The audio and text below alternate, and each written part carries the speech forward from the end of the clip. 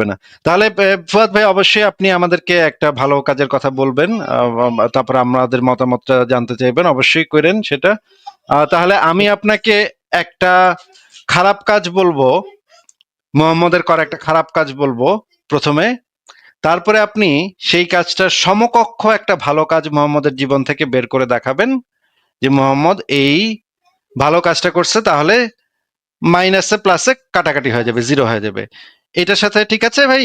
ফুয়াদ ভাই, আপনি কি এটা করবেন তাহলে? আচ্ছা ভাই, সমকক্ষ না দিতে পারলে কি আপনি আলোচনা কন্টিনিউ করবেন না?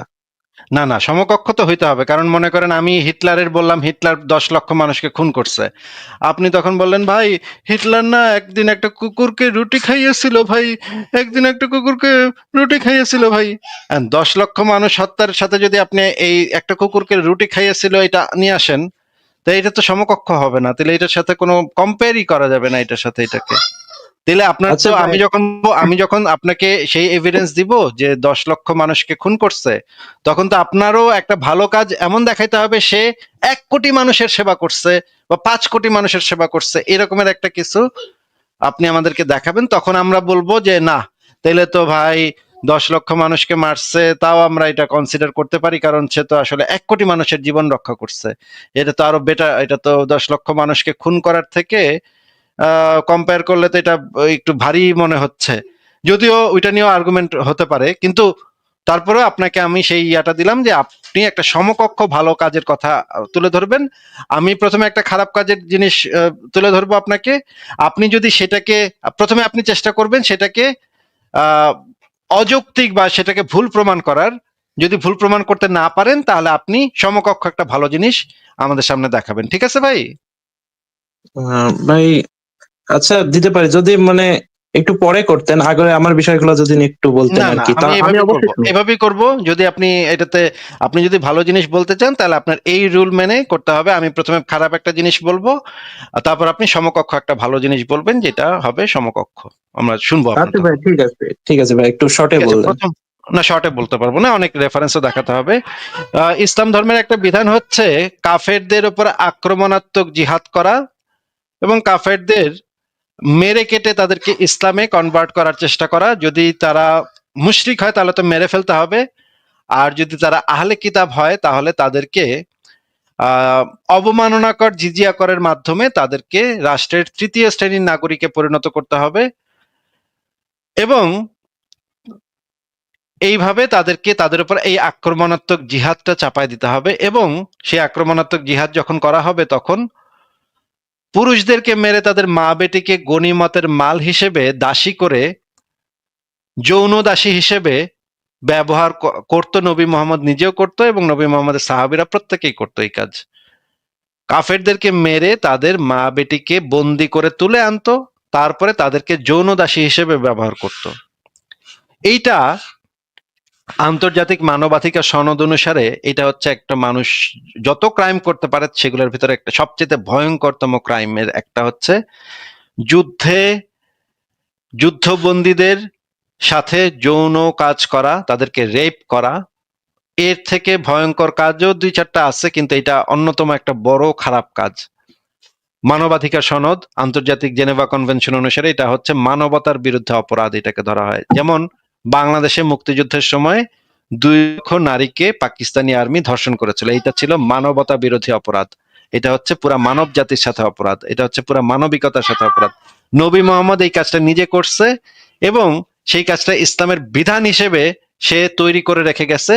আপনি যদি চান তাহলে আমরা সেই রেফারেন্স গুলা বের করবো, যে রেফারেন্সে বলা আছে যে নবী মোহাম্মদ সেই অনুমতি দিয়ে গেছে। কোরআনেও এটার অনুমতি আছে, হাদিসেও এটার অনুমতি আছে। নবী নিজে করছে, নবীর সাহাবীরা করছে, নবী নিজে দাঁড়ায় থেকে তার সাহাবীরা সেই কাজ করছে, সেটা নবী নিজে প্রত্যক্ষ করে আবার সেটাকে অ্যালাউ করছে, সেটাকে মানে সঠিক বলছে, সেটাকে ঠিক কাজ, জায়েজ কাজ বলছে। এখন আপনি বলেন যে এই কাজটা আপনার কাছে কেমন মনে হয়, যে এই যে মানে একটা গোত্রের মানুষ জাস্ট বিকজ তারা ইসলাম ধর্ম বিশ্বাস করে না এই জন্য তাদের উপর আক্রমণাত্মক জিহাদ করা এবং তাদেরকে মেরে, পুরুষদেরকে মেরে মা বেটিকে গনিমতের মাল হিসেবে যৌন দাসী বানানো, এই কাজটা আপনার কাছে কেমন কাজ মনে হয়?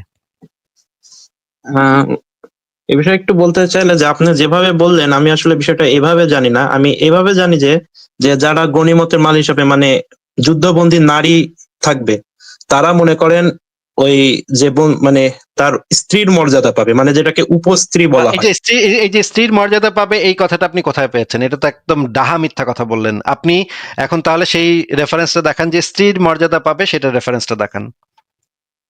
সরি, আমার কাছে আপাতত মানে আমি তো এই পয়েন্টের তাহলে কথা মিথ্যা বলার জন্য কথা, প্রস্তুত নেই, তাহলে আমার মিথ্যা কাছে কথাটা, reference নেই। মিথ্যা কথাটা বললেন কেন ভাই? যদি আপনার কাছে যদি কোনো রেফারেন্স না থাকে তাহলে মিথ্যা কথাটা বললেন কেন? এটা মোটেও স্ত্রীর মানে মর্যাদা পায় না। সে হচ্ছে যৌন দাসী, যৌন দাসীর, যৌন দাসী হিসেবে থাকে, সে কোনো মর্যাদাই পায় না। যৌন দাসীর আবার মর্যাদা কি?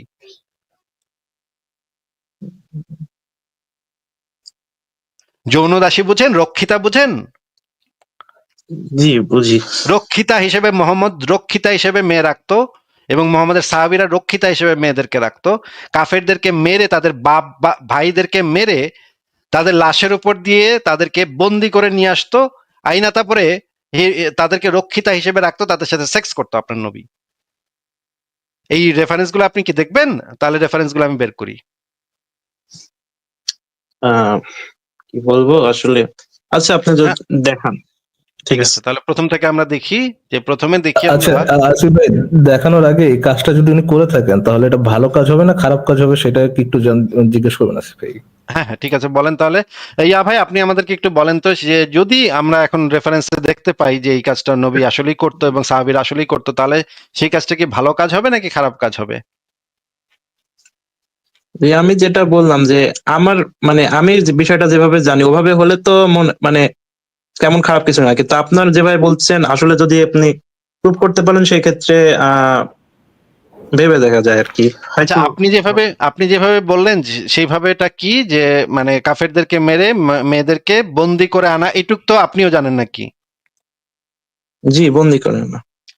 একটা মেয়েকে বন্দি করে, তাদের বাপ ভাই স্বামী সন্তান এদেরকে মেরে মেয়েটাকে বন্দি করে আনা, তারপরে তাকে ঘরে, আচ্ছা আপনার কথাই ধরে নিচ্ছে আপাতত, উপপত্নী হিসেবে রাখতো নাকি?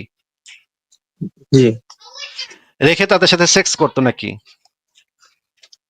হ্যাঁ, এই তখন তো কাজটা তাদের আপনার, সাথে মানে আপনার কথাই আমি ধরে নিচ্ছি, আপনার যেই ইয়াটা বললেন, এইটাতে আপনার কাছে এখানে কোনো অনৈতিক ব্যাপার বলে মনে হচ্ছে না, এটা ঠিকই আছে নাকি?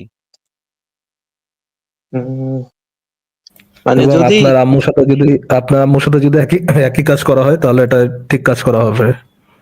মনে করেন, হ্যাঁ ফারাজ ভাই, আমি এটাই জিজ্ঞেস করতে যাচ্ছিলাম, মনে করেন আজকে ভারত বাংলাদেশে অ্যাটাক করলো, তোরা হিন্দু ধর্ম পালন করস না কেন এটা বইলা, তারপরে আপনাকে মেরে, আপনাকে জবাই করে, আপনার বাপকে জবাই করে, আপনার ভাইকে জবাই করে, আহ সবাইকে জবাই করে আপনার আম্মুকে তুলে নিয়ে গেল, এবং আপনার আম্মুকে যদি ঠিক একই, আপনি যেই কথাটা বললেন ঠিক একই পন্থায় উপপত্নী হিসেবে নিয়ে বিছানায় তোলে, তাহলে তো আপনি সেটার ভিতরে অনৈতিক কিছু পাবেন না নাকি?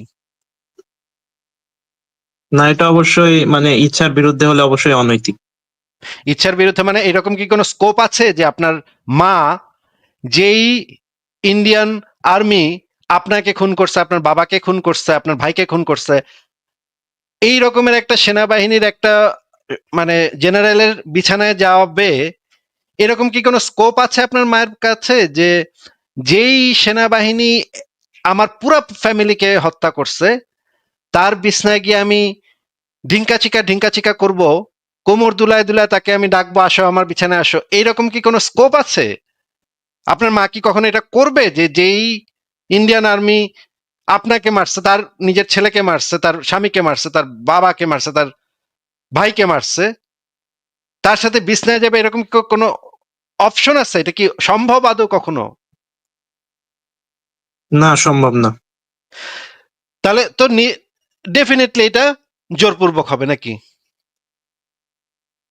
হ্যাঁ, জোরপূর্বকই হবে। আরেকটা কোশ্চেন, তাহলে কি মোহাম্মদ যখন এই কাজটা করতেন, অন্যদের সাথে মোহাম্মদের সাহাবারা যখন এই কাজটা করতেন, আপনার কি মনে হয় কাফের মহিলারা যারা অমুসলিম তারা মুসলিমদের সাথে ঘুমানোর জন্য যারা নিজের স্বামী, তাদের স্বামীকে, তাদের বাপকে, তাদের সন্তানকে হত্যা করছে, ওই অমুসলিম মহিলারা ওই যে মুসলিমরা যাদেরকে হত্যা করছে তাদের সাথে ঘুমানোর জন্য মানে অস্থির হয়ে থাকতো, মানে নিজ ইচ্ছায় উদ্বুদ্ধ হয়ে থাকতো, এরকম কিছু? এরকম মনে করেন আপনি? তারা নিশ্চয়ই সেই মেয়েরা নিশ্চয়ই গরম হয়ে থাকতো যে কখন আল্লাহ নবী এবং আল্লাহ নবীর সাহাবীরা আসবে, আইসা তাদের বন্দি করে, তাদের বাপ ভাইকে মেরে তাদেরকে বাইন্দা বন্দি করে নিয়ে যাবে, তারপর বিছনায় তুলবে। এটার জন্য নিশ্চয়ই সেই সময়ের কাফের মেয়েরা উন্মুখ হয়ে গরম হয়ে থাকতো, না কি ভাই? কি বলেন ফুয়াদ ভাই? আমি ভাই এই বিষয়ে আসলে খুব বেশি নলেজ নেই আমার, তবে আমি যতটুকু জানি আপনাকে নলেজ ওইভাবে বলেছি ভাই। নলেজ আছে কি নাই সেটা আপনার কি মনে হয় সেটা জিজ্ঞেস করতেছে, এই সম্পর্কে আপনার অভিমত কি সেটা জিজ্ঞেস করতেছে। আপনার কি মনে হয় যে কাফের মেয়েরা কি ওরকম উদ্বুদ্ধ হয়ে থাকতো যে কখন আসবে তারিয়াল মোমেন ভাইরা, কখন তাকে বিছানায় উঠাবে, এটার জন্য উদ্বুদ্ধ হয়ে থাকতো, এরকমটা মনে হয় আপনার? এটা এটা এই উত্তর দেওয়ার জন্য অনেক নলেজের দরকার নাই ভাই, একটু কমন সেন্সের দরকার এবং একটু মানবিক বোধ দরকার, একটু কমন সেন্সের দরকার। এটার জন্য নলেজের দরকার নাই ভাই। এই প্রশ্ন যে আপনাকে যে প্রশ্ন করা হয়েছে সেটা নলেজের কোশ্চেন না, সেটা হচ্ছে আপনি মানুষ নাকি একটা অন্তত পক্ষে, সেই কোশ্চেন। ঠিক আছে, উত্তর দেন। আপনারা যেভাবে বলছেন এভাবে হলে অবশ্যই এটা অমানবিকই হবে। আচ্ছা ঠিক আছে ফারাজ আরে ভাই, ভাই। না না না না না না না না না না না, আসিফ ভাই ভুল কথা বললো তো। আপনি যেভাবে বলছেন সেটা না, উনি যেভাবে বলছে, আসিফ ভাই, উনি যেভাবে প্রেজেন্ট করছে আপনি তো সেটার কথা বললেন, আপনি তো আপনার কথা বলেন হ্যাঁ, নেই। আমি তো আমার কথা এখনো বলিনি। সেটা আমি যেটা যখন দেখাবো সেটা তো আরো এক্সট্রিম খারাপ, সেটা তো আরো ভয়ঙ্কর খারাপ। আপনি তো ফুয়াদ ভাই, আপনি যেটা বলছেন সেটা ধরে নিয়ে বলছিলাম। ভাই আমি তো বললাম যে তারা মানে স্ত্রীর মর্যাদা পাবে। তারাও আপনার কি মাকে, মানে আপনার আম্মুকে মনে করেন স্ত্রীর মর্যাদায় উপপত্নী হিসেবে ধরেন রাখলো এবং আপনাকে একটা দাও দিয়ে জবাই করলো আপনার আম্মুর সামনে, আপনাকে একটা দাও দিয়ে জবাই করলো, পরে আপনার বাপকে নিয়ে আসলো, তারপর তাকে জবাই করলো, আপনার ছোট ভাইকে নিয়ে আসলো, তারা জবাই করলো, পরে আপনার নানারা নিয়ে আসলো, আপনার নানারা জবাই করলো, তারপরে আপনার আম্মুকে স্ত্রীর মর্যাদা দিল, হ্যাঁ, যে যা খাইতে পারবে সেটা খাইতে দিতেছে, যা পড়তেছে সেটা পড়তে দিতেছে, এরকম স্ত্রীর মর্যাদা দিল। আপনার মাকে ঢ্যাং ঢ্যাং করে চলে যাবে তো ওই ইসের সাথে, ওই লোকের সাথে যে আপনাকে, আপনার বাপকে, আপনার নানাকে, আপনার ভাইকে হত্যা করছে, আপনার ফ্যামিলির পুরো পুরুষ ফ্যামিলি মেম্বারদেরকে হত্যা করছে, আপনার ছোট বোনরা একজন যৌনদাসী বানায় নিয়ে গেছে, তার সাথে কি ওই যে স্ত্রীর মর্যাদা পাওয়ার জন্য আপনার মা ড্যাং ড্যাং করে চলে যাবে? বলবে স্ত্রীর মর্যাদা তো দিলই ভাই, তাহলে সমস্যা কোথায় ভাই? স্ত্রীর মর্যাদা তো দেশেই ভাই, ওনার আম্মুর স্ত্রীর মর্যাদা দেশে, উনি তো খুশি, উনি তো তখন পরকালে বৈশা খুশিতে ডকবক করে নাচে থাকবে যে মা, আমার মাকে এই হিন্দু সেনাটা কত সুন্দর স্ত্রীর মর্যাদা দিয়ে উপপত্নী বানাইছে ভাই। কত আনন্দ, কত খুশি, আকাশে বাতাসে কত আনন্দ ভাই, কি নাকি ভাই কি মনে ফুয়াদ হয় ভাই? আপনার মা কি ড্যাং ড্যাং করে রাজি হয়ে যাবে? কথা বলেন ফুয়াদ ভাই, কথা বলতে হবে। আপনার মা কি রাজি হয়ে যাবে? ভাই এই বিষয়ে আসলে আমার ভালো জানা নেই, আমি আর কথা বাড়াতে ইন্টারেস্টেড না ভাই। আমার কথা আপনার হলো কি, আপনার দেওয়া উদাহরণ আপনার জানা নাই না? আপনার নিজের দেওয়া উদাহরণ আপনার জানা নাই? যে যে যে প্যাচালটা আপনি নিজে পারলেন, সেটা সেটা আপনার ক্ষেত্রে করলে মানে ইয়ে হইলে, মানে আপনার ক্ষেত্রে অ্যাপ্লাই হইলে কি হবে সেটা আপনি জানেন না। ও, আপনারা কাফেরদের সাথে সেটা করতে পারবেন, কিন্তু কাফেররা আপনাদের সাথে, আপনার আম্মুর সাথে করলে তখন আমি ওই প্রশ্নের উত্তর দিব না ভাই। এই প্রশ্নের উত্তর লক্ষ্মী সোনা জাদুর কণা টুনটুনি ঝুনঝুনি। বুঝছেন ফারাজ ভাই? এই কোশ্চেনের উত্তর দিলে তো ইসলাম ন্যাংটা, আমার নবী ন্যাংটা হয়ে যাবে সবার সামনে ভাই। এই প্রশ্নের উত্তর দেওয়া যাবে না ভাই। এই প্রশ্নের উত্তর দিতে গেলে বিরাট সমস্যা আসিফ ভাই, আমি একটু শর্টে বলি, এই লোক লাস্ট টাইম যখন আসছিল আমার মানে আপনি ছিলেন না, আমার সাথে কথা বলতেছিল, এসে বলতেছে যে ভাই আপনি কি মনে করেন, একটু নিরপেক্ষ ভাবে বলেন তো, যে মোহাম্মদের জীবনে কি কোনো ভালো কাজ নেই? আমি তখন হ্যাঁ নিরপেক্ষ ভাবে বলছি, ওকে হ্যাঁ, একটা মানুষ তো 100% ইভেল কখনো হইতে পারবে না, একটা মানুষের মধ্যে ভালো ভালো দিকও থাকে, খারাপ দিকও থাকে, অনেকের ভালো দিক বেশি থাকে, অনেকের খারাপ দিক বেশি থাকে, ভালো খারাপ দিক মিলাই মানুষ হয়। তো পরে এই কথা জিজ্ঞেস করার পর কথা কথা তার জিজ্ঞেস করলাম, আপনি বলুন তো মোহাম্মদের মধ্যে কোনো খারাপ দিক ছিল কিনা? উনি বলছেন না, মোহাম্মদের মধ্যে কোনো খারাপ দিক নেই। বলা প্রথমে প্রেস করছে যে হ্যাঁ কোনো ভালো দিক আছে, আমি স্বীকার করছি, এটাতে সে প্রেস করছে, সে খুশি ওটাতে। হ্যাঁ, যখন আমি তার জিজ্ঞেস করলাম, ওইরকম অনেস্টি আশা করে যে সে বলবে যে তার মধ্যে কোনো খারাপ দিক ছিল কিনা, সে বলে না, মোহাম্মদের কোনো খারাপ কাজ নেই। তো ফারাজ এই ভাই, জন্য আপনার সামনে ছিলাম আসিফ ভাই, বুঝছেন? ফারাজ ভাই ওনাকে নিয়ে আমার তো একটু ইয়া করতে হবে, একটু খেলাধুলা আছে, বাকি আছে আমার অনেক, আমি অনেক খেলাধুলা করবো ওনাকে নিয়ে। একটু আমাকে একটু ইয়াটা দেন, উনি যেই মানে উনি অনেক বুদ্ধি করে আসছে আমাদের লাইভে, বুঝছেন? বুদ্ধি করে আইসি রে ভাই নাস্তিকের লাইভে, এমন কথা কমু ওই কি বুদ্ধিটা করে আসছে, সে আসছে আমাদের লাইভে। এখন এই বুদ্ধিটা আমি বাইর করতেছি, হ্যাঁ, যে বুদ্ধি করে আইছে এই বুদ্ধি আমি চিপ্পা চিপ্পা রস বাইর করতেছি ভাই। হ্যাঁ, একটু আমার মানে সুযোগ ইয়াটা দেন। প্রথমে আমরা একটা হাদিস পড়ি। ফুয়াদ ভাই আমাদেরকে এই হাদিসটা একটু পড়ে শোনান তো, আল্লাহর ওয়াস্তে। বিসমিল্লাহ বিলা পড়েন, হ্যাঁ পড়েন। কোথায় থেকে একদম শুরু থেকে পড়া শুরু করব? একদম শুরু থেকে পড়েন, হ্যাঁ পুরোটা পড়েন, হ্যাঁ। আচ্ছা, পরি একটা দেখতে পাচ্ছি না, পরিচ্ছেদ এক হচ্ছে ইস্তি ইস্তিবরার আরে পর। এখান থেকে বলো সহি মুসলিম ইসলামিক ফাউন্ডেশন 18 দুধ পান পরিচ্ছেদ 1। হ্যাঁ, এখান থেকে পড়েন। আচ্ছা, ইস্তিবরার পর যুদ্ধবন্দীদের সাথে সঙ্গম করা জায়েজ এবং তার স্বামীর বর্তমান থাকলে সে বিবাহ বাতিল। উবাইদুল্লাহ ইবনে উমর ইবনে মাইসারা কাওয়ারিরি রহমতুল্লাহ আবু সাইদ খুদরি রাদিয়াল্লাহু তাআলা আনহু থেকে বর্ণিত যে রাসূল সাল্লাল্লাহু আলাইহি সাল্লাম হুনাইনের যুদ্ধের সময় আওতাসের দিকে একটি বাহিনী পাঠান। তারা শত্রু দলের মুখোমুখি হয় এবং তাদের সাথে যুদ্ধ করে জয়লাভ করে এবং তাদের অনেক কয়েদি তাদের হস্তগত হয়। এদের মধ্যে থেকে দাসীদের সাথে সহবাস করা রাসূল সাল্লাল্লাহু আলাইহি সাল্লামের কয়েকজন সাহাবী যেন নাজাইজ মনে করলেন, তাদের মুশরিক স্বামী বর্তমান থাকার কারণে আল্লাহ তাআলা এই আয়াত অবতীর্ণ করেন এবং নারীদের মধ্যে তোমাদের অধিকারভুক্ত দাসী ব্যতীত সকল সধবা তোমাদের জন্য নিষিদ্ধ, অর্থাৎ তারা তোমাদের জন্য হালাল যখন তারা তাদের ইদ্যত পূর্ণ করে নিবে। গর্ভবতী হলে প্রসব, অন্যথায় এক ঋতু অতিবাহিত হওয়াকেই ইস্তিবরার বলে। আচ্ছা, মাশাআল্লাহ, খুব ভালো পড়ছেন। এবার একটু বুঝায় দেন এখানে কি হাদিসে কি বলা হয়েছে, একটু বুঝায় দেন আমাদেরকে। উম, এখানে বলা হচ্ছে যে শুরুতে পড়লাম কোথায় যেন গেল যে স্বামী বেঁচে থাকলে সে বিবাহ বাতিল, সে স্ত্রীর তালাক হয়ে গেছে আর স্বামীকে মানে হত্যা করলে মানে মানে ওয়েট, এখানে কি হইলো? রাসূলুল্লাহ হুনায়নের যুদ্ধের সময় আওতাসের দিকে একটা বাহিনী পাঠাইলো নাকি, মানে মোহাম্মদ একটা দল পাঠাইলো নাকি? হ্যাঁ, বাহিনী পাঠিয়েছে তো। আচ্ছা, তারা ওই কাফেরদের মুখোমুখি হইলো নাকি? হ্যাঁ, হ্যাঁ? কাফেরদের মুখোমুখি হলো। আচ্ছা, ওই এই ঘটনাটা কি ওরা আইসা মোহাম্মদের আক্রমণ করছে নাকি মোহাম্মদ পাঠাইছিল লোক? কারা ঘটনাটা কি করছে একটু বলেন তো? মোহাম্মদ পাঠাইছিল নাকি ওরা আইসা মোহাম্মদের ঘরের ভিতরে আইসা মানে আক্রমণ অ্যাটাক করছে? কারা, কোনটা, কোন দল পাঠাইছে? মোহাম্মদ সাল্লাল্লাহু আলাইহি সাল্লাম পাঠিয়েছেন, একটা অভিযান পরিচালনা করছেন, ও, প্রতিরোধমূলক না আক্রমণমূলক।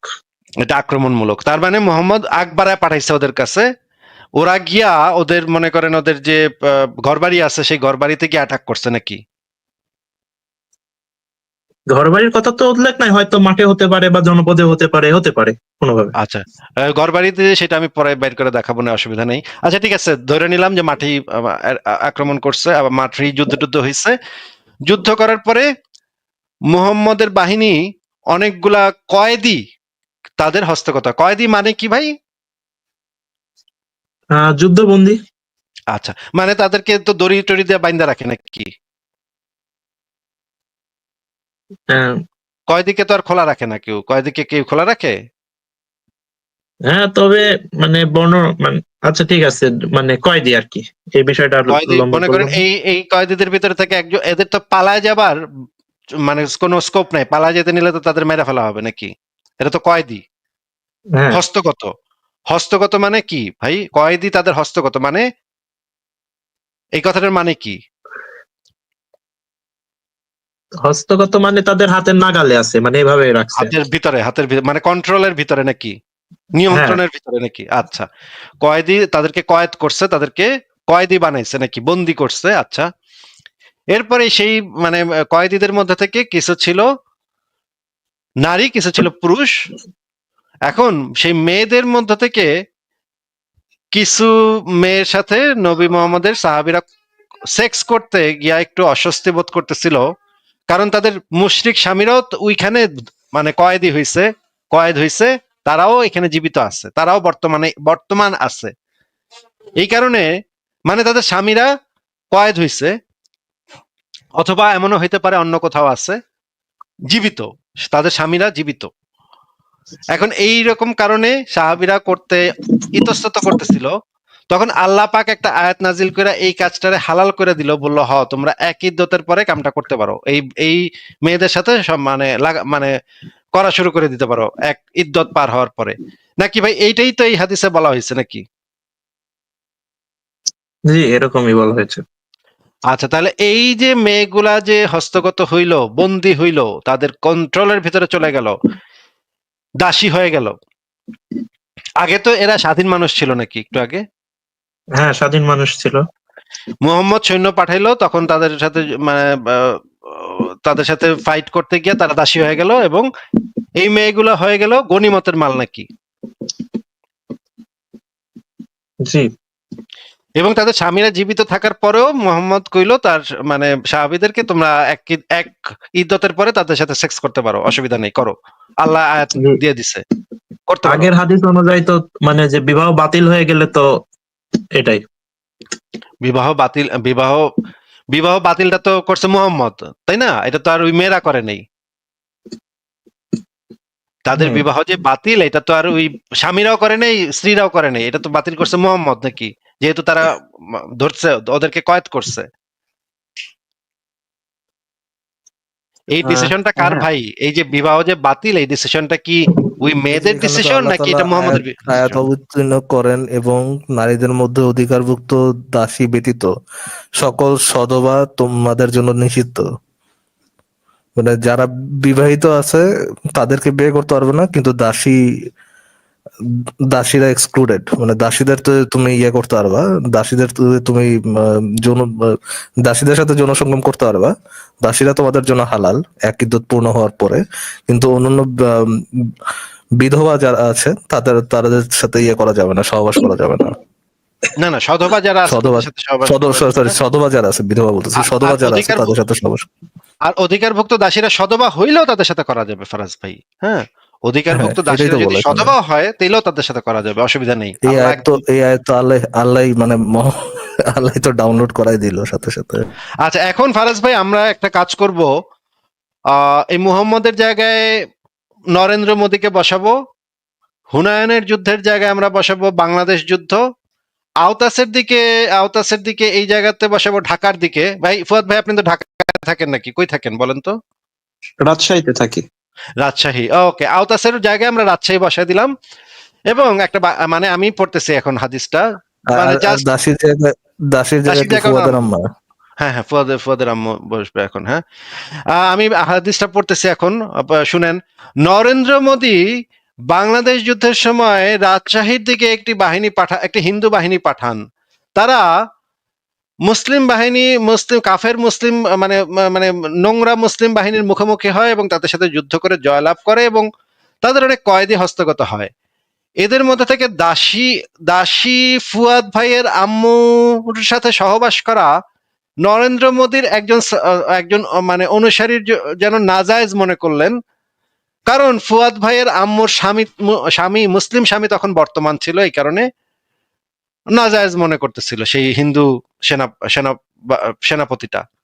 তখন ভগবান শ্রীকৃষ্ণ এই আয়াত নাজিল করলেন, এবং নারীদের জন্য তোমাদের অধিকারভুক্ত দাসী ব্যতীত সকল সধবা তোমাদের জন্য নিষিদ্ধ, অর্থাৎ তারা তোমাদের জন্য হালাল, তারা এক ইদ্যত পূর্ণ করে নিবে। তার মানে এটা বোঝানো হইলো যে ফুয়াদ ভাই আম্মু যদি এক ইদ্যত পূর্ণ করে ফেলে, তাহলে সেই হিন্দু সেনা সদস্যটা যেন নির্বিঘ্নে নিশ্চিন্তে ফুয়াদ ভাইয়ের আম্মুর সাথে সব করতে পারে, হ্যাঁ, আরামসে সব করতে পারে, কোনো ধরনের মনের ভিতরে কোনো দ্বিধা না রাখা, মনের ভিতরে কোনো সংকোচ না রাখা সুন্দর কাজ শুরু করে দিতে পারে। যদিও ফুয়াদ ভাইয়ের বাপ তখন জীবিত আছে, এটা থাকার পরেও ফুয়াদ ভাইয়ের আম্মুর সাথে ভগবান শ্রীকৃষ্ণ নিজে আয়াত নাজিল করে দিছে, করতে পারো, অসুবিধা নেই। এখন ফুয়াদ ভাই একটু বলেন তো, এই ঘটনাটা যদি হিন্দুদের গ্রন্থে লেখা থাকতো, এই হাদিসটা, এবং হিন্দুদের শ্রীকৃষ্ণ যদি এটা নাজিল করত, আপনার কাছে কি এই ঘটনাটাকে নৈতিক কাজ বলে মনে হইতো? আপনার আম্মুর সাথে যদি এই ঘটনাটা ঘটতো, বলেন তো?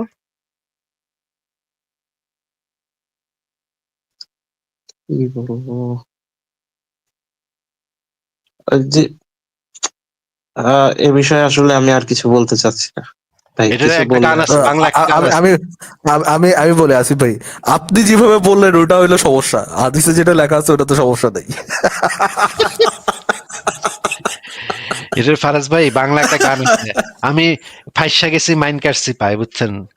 আমি ফাইসা গেছি মাইন কাটছি পাই, কেন যে আইছিলাম এই নাস্তিকের লাইভে, এক্কেরে নবীর এক্কেরে ন্যাংটা করে একের পিটাইতেছে নবীরে এখন। ভাই আমার কিন্তু পিটানো এখনো শেষ হয় নাই, নবীর আমি এখন উপ্তা কইরা ন্যাংটা কইরা মানে পিটামু। আরো আছে, আপনাকে দেখাবো আরো আরো ভয়ঙ্কর ভয়ঙ্কর হাদিস আছে যেগুলাতে আমরা পড়বো এবং আমরা সেগুলো অ্যানালাইসিস করব। আপনি এটা সমকক্ষ একটা ভালো কাজ বাইর করে দেখাইতে পারবেন না, এটা আমি গ্যারান্টি দিতে দিতে পারি, এই ভয়ঙ্কর খারাপ আসিফ কাজের। ভাই, এই যে হ্যাঁ, ফুয়াদ যে মানে এখানে ইতস্ত বোধ করতেছে, আপনি একটু চিন্তা করে দেখেন আসিফ ভাই, এভরি সিঙ্গেল টাইম আপনার লাইভে, মুমিনদের লাইভে, বা যে কোনো অনুষ্ঠানে বা যে কোনো জায়গায় বা যে কোনো মাহফিলে যখন এই হাদিসটা পড়া হবে, তখন হিন্দুদের, অমুসলিমদের এই জিনিসটা কেমন মানে এই জিনিসটা কেমন লাগবে একবার চিন্তা করতে পারেন আসিফ ভাই। এভরি সিঙ্গেল টাইম যখন এটা এটা পড়া হয়, তখন অমুসলিমদের এটা পড়লে কেমন লাগে একটু চিন্তা করা যায় আসিফ ভাই। অবশ্যই ফারাজ ভাই, আমি কিন্তু এই হাদিসটা পড়ছি মুসলিম থাকা অবস্থায়, এবং এই হাদিস মুসলিম থাকা অবস্থায় পড়ে আমার বমি আসছে ভাই। এটাই বললাম আর কি। দেখেন, আপনি এই জায়গায় জাস্ট ফুয়াদের আম্মারে বসাইছেন আর হচ্ছে মোহাম্মদের জায়গায় নরেন্দ্র মোদীরে বসাইছেন, এতেই ফুয়াদ ভাইয়ের অবস্থার একেবারে মানে করুণ অবস্থা, সে আর কথাই বলতে পারতেছে না। চিন্তা করতে পারেন, এভরি সিঙ্গেল টাইম যখন এই জিনিসটাকে জাস্টিফাই করা হয়, এই জিনিসটাকে ভালো বলে প্রচার করা হয়, এই জিনিসটা যে আছে, এই জিনিসটা মানুষকে জানানো হয়, প্রত্যেক অমুসলিমের কেমন লাগে এই এটা পড়ার পর যে আমার বাপ মার সাথে এরকম করার অধিকার মানে ইসলাম দিয়ে রাখছে। চিন্তা করতে পারেন মানে তাদের উপর কেমন যায় এটা। মানে একটা মেয়ে যখন বন্দী হয়েছে, একটা মেয়ে যখন যুদ্ধে বন্দী হয়েছে, সেই মেয়েটার যে তার যে পরিবার হারাইছে, একটু আগে সে হয়তো তার পরিবার, পুরো পরিবারকে মুসলমানদের মুসলমানদের হাতে হত্যা হইতে দেখছে, তাই না? এই মেয়েরা তো, তো সেই ধরে নিচ্ছে ওই যে ওই কাফের অনেক খারাপ ছিল, তো ধরে নিচ্ছে তর্কের খাতিরে, কিন্তু তারপরে তো সেই মেয়েটার তো কারণ সেই মেয়েটার ভাই হইতে পারে, বা সেই মেয়েটার বাবা হইতে পারে, সেই মেয়েটার ছেলে, নিজের ছেলে হইতে পারে, সেই মেয়েটার মানে একটা প্রেমিক হইতে পারে, যে কোনো কিছু হইতে পারে, সেই লোকগুলাকে একটু আগে মারা হইছে। এখন আল্লাহ আয়াত নাজিল করে দিল এক ইদ্যতের পরে সেই মেয়েদের বন্দি কইরা তাদের সাথে সেক্স করাটা হালাল। ওমা, এগুলা কি কথা ভাই, এগুলা কেমন কথা? মানে ফুয়াদ ভাই, আপনি কি মানে জেনেভা কনভেনশন বলে কোনো কিছুর নাম শুনেছেন? হ্যাঁ, জেনেভা কনভেনশনের ব্যাপারে পড়েছি তো। জেনেভা কনভেনশন অনুসারে একটা যুদ্ধবন্দির সাথে কি কখনো কোনো যৌন কাজ করা যায়? আমার কনভেনশনের সঠিক মনে নেই, মানে আমি ওভাবে পড়ি নাই তো। আমি আপনাকে বের করে দেখাবো, অসুবিধা নেই, আমার কাছে সব রেডি করা আছে, আমি সব রেডি করে রাখছি ভাই। এগুলো বলে পাবেন না, হ্যাঁ। আমি আপনাকে জেনেভা কনভেনশন বের করে এই মুহূর্তে দেখাচ্ছি, ঠিক আছে? আমি জেনেভা কনভেনশনই বের করি। আহ, আরেকটা স্ক্রিনে আমার জেনেভা কনভেনশন বের হওয়া আছে, আমি সেটা শেয়ার দিচ্ছি, দেখেন। এই যে দেখেন, এটা হচ্ছে বিখ্যাত জেনেভা কনভেনশন। এইখানে কি কি জিনিস বলা আছে দেখি আমরা, জেনেভা কনভেনশনে কি বলা আছে। 1864 সালে যে জেনেভা কনভেনশন হয়েছে, সেখানে যে জিনিসটা বলা আছে যে আহ যুদ্ধক্ষেত্রে আহত, যুদ্ধবন্দী, রোগাক্রান্ত সৈন্যদের জীবনের নিরাপত্তা, শারীরিক অবস্থার উন্নতির লক্ষ্যে প্রথম জেনেভা কনভেনশন হয়। এই যে এখানে একদম পরিষ্কারভাবে বলা আছে যে ধারা 3-এ বলা হয়েছে, যখন কোনো সংঘর্ষ আন্তর্জাতিক আইনের অধীনে স্বীকৃত হবে না, তখন প্রত্যেক দলের ন্যূনতম নিরাপত্তার অধিকার থাকবে। যেমন বেসামরিক ব্যক্তি বা যারা যোদ্ধা নয়, অস্ত্র পরিত্যাগকারী সৈন্য, এই যে অস্ত্র পরিত্যাগ করে ফেললেও তারা নিরাপত্তা পাবে, এবং ওই সমস্ত সৈন্য যারা আহত বা রোগাক্রান্তের কারণে যুদ্ধ হতে বিরত। এখানে যেটা বলা আছে, ব্যক্তি ও জীবনের প্রতি সহিংসতামূলক আচরণ, বিশেষ ধরনের সহ সকল ধরনের হত্যা, শারীরিক নির্যাতন, অমানবিক চিকিৎসা পদ্ধতি ও নির্যাতন, মৃত্যুদণ্ড প্রদান করা এবং বিচার বহির্ভূত অবস্থায় শাস্তি কার্যকর করা। জনগণের নিরাপত্তা অংশে কি কি বলা আছে, এই যে কোনো ধরনের জাতি, বর্ণ, ধর্ম, গোষ্ঠীর প্রতি বৈষম্য করা যাবে না, মানে সব ধর্মের সাথে এক বিধান হতে হবে। তারপরে আমরা দেখি যে কোনো আশ্রিত, এই যে আশ্রিত ব্যক্তিকে সামষ্টিক অপরাধ এমনকি ব্যক্তিগত অপরাধের জন্য শাস্তি প্রদান করা যাবে না। লুটোতরাজ নিষিদ্ধ এবং এই আচরণ করা যাবে না। কনভেনশনের বাস্তবায়ন, এইখানে এই কনভেনশনের যে ধারাগুলো আছে প্রত্যেকটাতে একটাতে বলা আছে, এই ধারাটা আমি পুরাটা এইখানে আনি নাই, আরেকটা ইসে আছে, আরেকটা স্লাইডে আছে। এইখানে পরিষ্কারভাবে বলা আছে যে একটা যুদ্ধবন্দী যদি নারী হয় তাহলে তার সাথে কোনো ধরনের যৌন আচরণই করা যাবে না। এটা একদম সম্পূর্ণ নিষিদ্ধ, এটা মানবতা বিরোধী অপরাধ হয়ে যাবে। তাহলে ফুয়াদ ভাইয়ের কাছে আমার প্রশ্ন যে আহ মুহাম্মদের বিধানটা ভালো নাকি মানে জেনেভা কনভেনশনটা ভালো? আপনার উপরে যদি প্রয়োগ হয় আপনি কোন বিধানটাকে নৈতিক বিধান বলে মনে করবেন? মনে করেন আপনি ভিকটিম, হ্যাঁ, আপনি বন্দী অবস্থায় আছেন, যুদ্ধবন্দী অবস্থায় আছেন, আপনার কাছে কোন পদ্ধতিটা, কোন আইনটা ভালো নৈতিক আইন বলে মনে হবে? মুহাম্মদের বিধান নাকি জেনেভা কনভেনশন, কোনটা? আহ,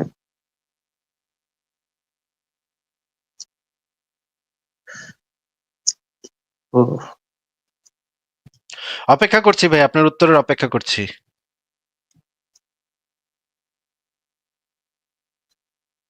আসলে আবারও কি বলছি, বলবো মনে করেন আপনি, আপনার মা, আপনার বোন, আপনার বাবা, এরা যুদ্ধবন্দী হিসেবে কোন একটা মানে রাষ্ট্রের সেনাবাহিনীর কাছে ধরা পড়ছে, ইন্ডিয়া বা মিয়ানমার, কোন একটা আমেরিকা, এদের কাছে ধরা পড়ছে। আপনি তখন কোন বিধান কার্যকর করতে চাবেন? জেনেভা কনভেনশন কার্যকর করতে চাবেন নাকি মুহাম্মদী বিধান মুহাম্মদের শরীয়তি বিধান কার্যকর করতে চাবেন? যে শরীয়তি বিধানে ওই ওই দেশের সৈন্যরা আপনার মাকে বিস্তায় নিতে পারবে, আপনার বোনকে বিস্তায় নিতে পারবে, আপনাদেরকে জবাই করতে পারবে। বলেন তো ভাই।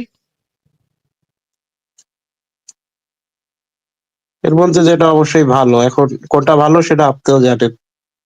না না, এটা আপনার মুখ থেকে, আমরা ভাই সবাই জানি এগুলা, যাইনি তো নাস্তিক হয়েছি ভাই, কিন্তু আপনার মুখ থেকে শুনতে চাচ্ছি ভাই। জেনেভা কনভেনশনের ইয়েগুলো তুলনামূলক ভালো মনে হচ্ছে। তুলনামূলক ভালো, আচ্ছা। আর যদি কাফেরদের উপরে অ্যাপ্লাই করতে হয়, অমুসলিমদের উপর অ্যাপ্লাই করতে হয়, তখন কোনটা অ্যাপ্লাই করা উচিত? জেনেভা কনভেনশন নাকি মুহাম্মদের বিধান? তাইলে ভাই মোহাম্মদের বিধানটা ভালো ভাই। না আমরা না, আমি গনিমতের মাল ওনার পাবো। কাছে তাইলে ভাই শুনতে আমরা, যাচ্ছি ওনার।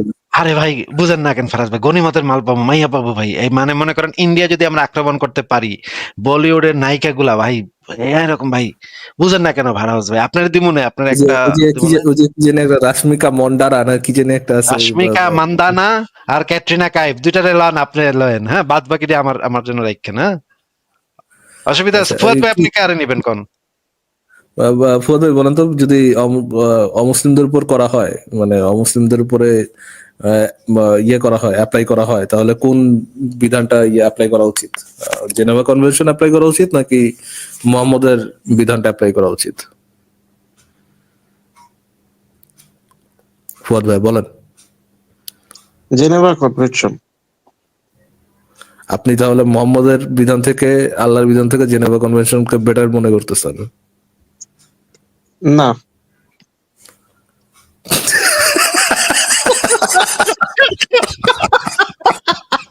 আমি চুজ করব নিজের জন্য জেনেভা কনভেনশন, আমি চুজ করব অন্যদের জন্য জেনেভা কনভেনশন, আমি চুজ করব না নিজের জন্য ইসলামের ইসলামের হুকুমত, আমি অন্যের জন্য যাবো না ইসলামের হুকুমত। কিন্তু ভাই জেনেভা কনভেনশন থেকে না মোহাম্মদেরটাই বেটার, বুঝেছেন ভাইয়া? মাইরালা ভাই, মাইরালা, মাইরালা ভাই, মাইরালা। ইস, ইস রে। আরে আরে মুমিন রে।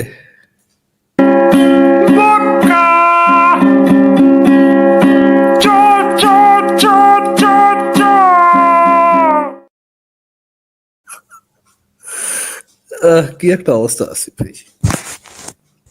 আমার কিছু আর বলার নেই। ফারাজ ভাই আপনি একটু ফুয়াদ ভাইয়ের সাথে কথা বলেন, আমি একটু 5 মিনিটের ব্রেকে একটু ঘুরে আসি। চুজ করার পরে ফুয়াদ ভাই, আপনি নিজের জন্য জেনেভা কনভেনশন চুজ করার পরে, অন্যের জন্য জেনেভা কনভেনশন চুজ করার পরে কিভাবে বলতেছেন মোহাম্মদের আইনটা এখানে বেটার?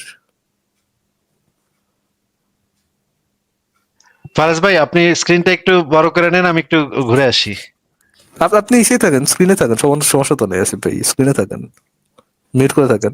ওকে ওকে আসিফ ভাই, হ্যালো। ভাই, আমি তাহলে ফারাজ ভাই এখানে থাকলেই না আমাকে ইয়া করা হবে, আমি তাহলে একটু এসে যাই, আপনি আচ্ছা আচ্ছা, আরেকটা। আচ্ছা ঠিক ঠিক আছে আসিফ ভাই, আমি তো সরি, আমি আসিফ ভাই বের করে দিচ্ছি ভুল করে। সমস্যা নেই, আসিফ ভাই ইয়ে করে আসেন, বলেন ফুয়াদ ভাইয়া, আপনি নিজের জন্য জেনেভা কনভেনশন চুজ করে অন্যের জন্য জেনেভা কনভেনশন চুজ করে আপনি কিভাবে বলতেছেন মোহাম্মদের আইনটা বেটার?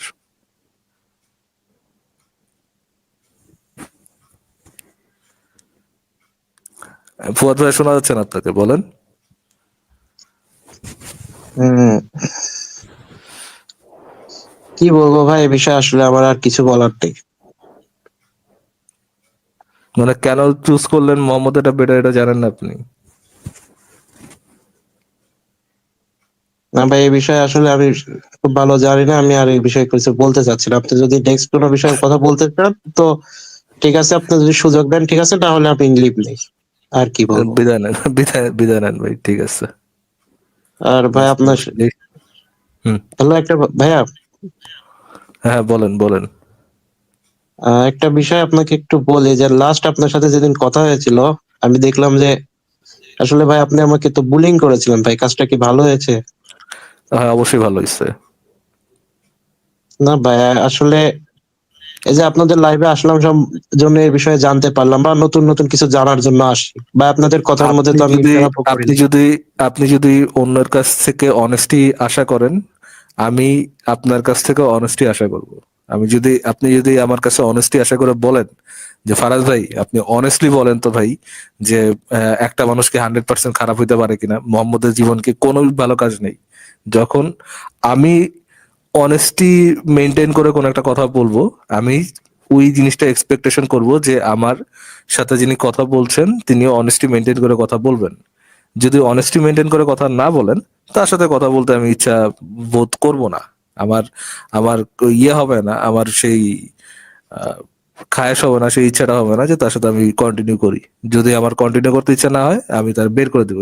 আমি যদি দেখি যে আপনাদের যে জাত হিপোক্রেসি, যে আপনারা অন্যের কাছে যে মানবতা মানবতা যে দোচাইবেন, মানবতার কথা বলবেন, নিজেদের মধ্যে মানবতার নামে আপনারা গণিমতার মাল নিয়ে লুটোপুটো করতে যাবেন, তাদের তাদের তো ভাই আমি ওই সম্মানের জায়গাটা দিব না। কেন সম্মানের জায়গা দিব? আপনারা প্রিচ করতেছেন অন্যকে হত্যা করা যাবে।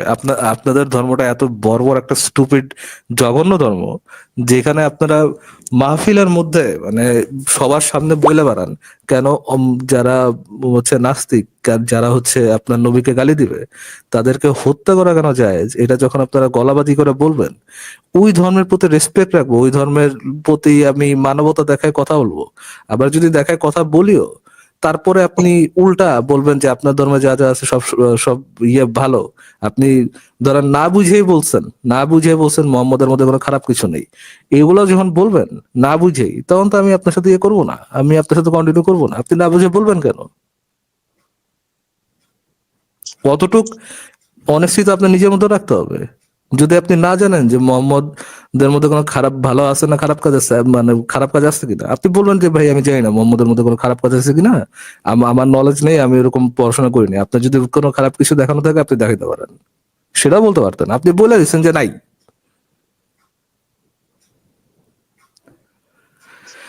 আচ্ছা ভাই, ঠিক আছে। হুম। ভাই আচ্ছা, ভাই, এটা ওয়ার্কলেস টপিক। ভাই এখন তো এই যে ভালো জিনিসটা ওনার কাছ থেকে শুনতাম, তো ভালো জিনিসটা শুনি। এখন আমরা তো একটা খারাপ জিনিস দেখাইলাম, এখন ভালো জিনিসটা শুনি ওনার কাছ থেকে, কি এমন ভালো মোহাম্মদের আছে বলেন ভাই। ফুয়াদ ভাই আপনি ভালো জিনিসটা বলেন এবার। আচ্ছা ভাই, সুযোগ দিয়েছেন ধন্যবাদ। তাহলে বলি, আসলে মোহাম্মদ সাল্লাল্লাহু আলাইহি সাল্লাম তার আর্লি এজে যে 17 বছর বয়সে যে হিলফুল ফজল প্রতিষ্ঠা করছিলেন, এটা আপনি কেমন দেখেন যে মোহাম্মদ মোটেও 17 হিলফুল ফজুল প্রতিষ্ঠা করে নাই ভাই, মিথ্যা কথা বলছেন। মোহাম্মদ মোটেও হিলফুল ফজুল প্রতিষ্ঠা করে নাই। আমি আপনাকে সেই রেফারেন্স বের করে দেখাবো।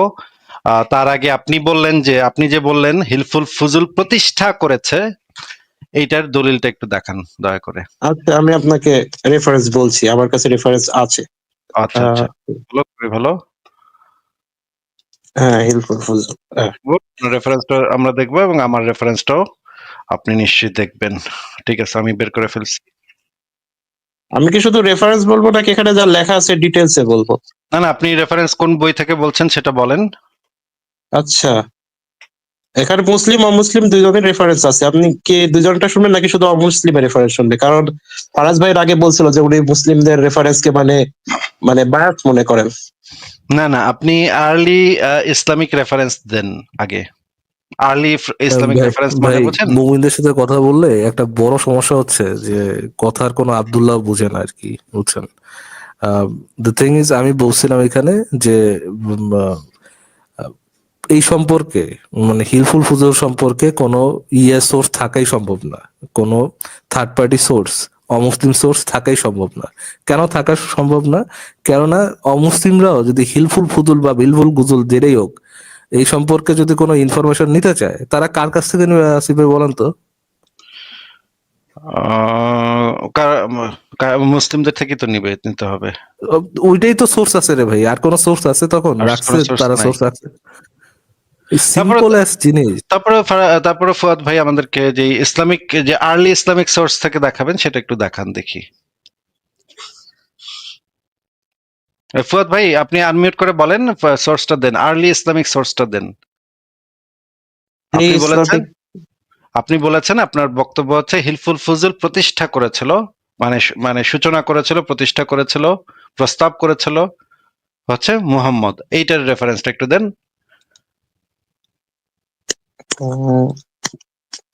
3 এখানে আচ্ছা, লিক্স মার্টিনের একটা আছে, Mohammad his life based on the earliest sources, page আরে নাম্বার ভাই 31 32। এইগুলা তো আর্লি ইসলামিক সোর্স না ভাই।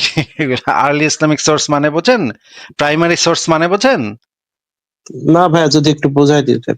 প্রাইমারি সোর্স মানে হচ্ছে নবী মোহাম্মদের সমসাময়িক সময়ে বা তার 100 বছর 150 বছরের মধ্যে যেই ঐতিহাসিকরা মোহাম্মদের জীবনী লিখছে, যেমন হচ্ছে সিরাত গ্রন্থ লিখছে, যেমন ধরেন ইবনে ইসাক।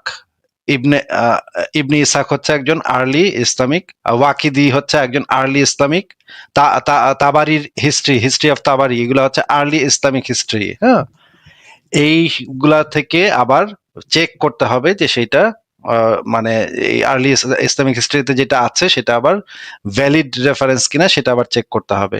এই রকমের কোন একটা আর্লি ইসলামিক সোর্স দেন যার, যে সেই গ্রন্থটা লিখছে মোহাম্মদের মনে করেন মৃত্যুর 200 বছর 300 বছরের মধ্যে এই গ্রন্থটা লিখছে, বা আহ, ইসলামের ইতিহাসে যেই আহ, ওই ঐতিহাসিক অত্যন্ত সমাদৃত, অত্যন্ত গুরুত্বপূর্ণ এরকম আর্লি ক্লাসিক্যাল যুগের একজন একটা রেফারেন্স দেন।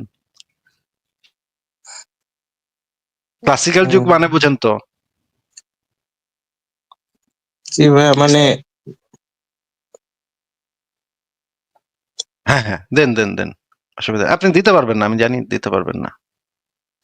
দেন এখানে তো তারপর। সবগুলাই মানে ইয়াং এজের, একটা আছে শুধু খলিফা আবু বকরের, তাছাড়া তো রেফারেন্স আমার কাছে নাই। আচ্ছা তাহলে আমি আমার রেফারেন্সটা একটু দেখেন, তাহলে একটু মনোযোগ দিয়ে আমার রেফারেন্সটা একটু দেখেন, ঠিক আছে? ফারাজ ভাই এটা আমি একটু সরায় দিই। এই গ্রন্থটার নাম হচ্ছে আল বিদায়া ওয়ান নিহায়া। গ্রন্থটার নাম শুনছেন ভাই? হ্যাঁ হ্যাঁ, ফেমাস একটা গ্রন্থ। ফেমাস, খুবই ইসলামের ইসলামের সবচেয়ে মানে ইসলামের ইতিহাস সম্পর্কে অত্যন্ত গুরুত্বপূর্ণ একটা, ইবনে কাসির, আল্লামা ইবনে কাসিরের লেখা। নাম শুনছেন তো, তাই না? জি আচ্ছা, এই গ্রন্থের পৃষ্ঠা নাম্বারটা আমি বলে দিচ্ছি। এই গ্রন্থের আহ দ্বিতীয় খণ্ডের, ইসলামিক ফাউন্ডেশন থেকে প্রকাশিত হওয়া দ্বিতীয় খণ্ড, আল বিদায়া ওয়ান নিহায়া, দ্বিতীয় খণ্ড, ইসলামিক ফাউন্ডেশন, পৃষ্ঠা নাম্বার 577। একটু পরে নেই, এই যে 577 পৃষ্ঠাটা দেখা যাচ্ছে, দেখতে পাচ্ছেন? জি আল বিদায়া ওয়ান নিহায়া লেখা দেখতে পাচ্ছেন কিনা? 577 পৃষ্ঠা দেখতে পাচ্ছেন কিনা? জি জি, দেখতে পাচ্ছি। আচ্ছা, এই পৃষ্ঠাটার শেষ লাইনটা আমরা একটু পড়ি, দেখি এখানে কি লেখা আছে। এই শেষ লাইনটা একটু জোরে জোরে পড়েন তো, লাল দাগ দেওয়া আছে, শেষ লাইনটা পড়েন তো।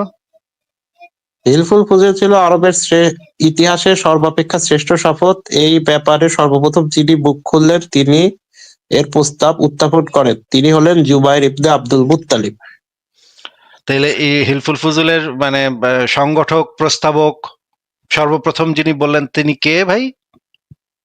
হ্যাঁ, জুবাইর মানে মোহাম্মদ সাল্লাল্লাহু আলাইহি ওয়াসাল্লামের চাচা। জুবাইর ইবনে আব্দুল মুত্তালিব। তাইলে তো মুহাম্মদ তো সেটা না নাকি? জি, আমি এই বিষয়ে পড়েছি, ওখানে লেখা ছিল যে, তবে আমি যেখানে পড়ছি এরকম লেখা ছিল যে তিনি মানে সাথে ছিলেন এবং সমর্থন করেছিলেন, সাথে এরকম ছিল আর কি। অনেকেই ছিল, সাথে ওই সময়ের তরুণ পোলাপান অনেকেই ছিল সাথে থাকাটা তো এত বেশ কোনো ইয়া জিনিস না।